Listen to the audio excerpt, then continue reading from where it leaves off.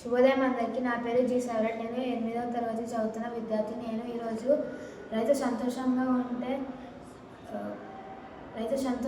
ఉంటే కలిగే లాభాలు చెప్పబోతున్నాను.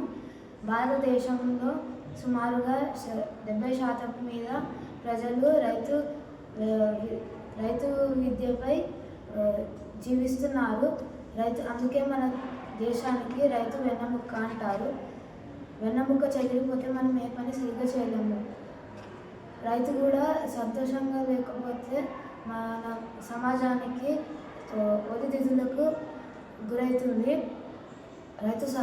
రైతు సంతోషంగా ఉంటే మరికొంత పంటలను పండిస్తాడు.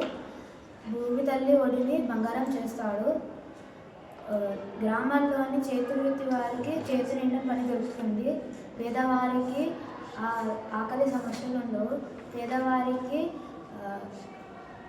పౌష్టికాహారం లభిస్తుంది.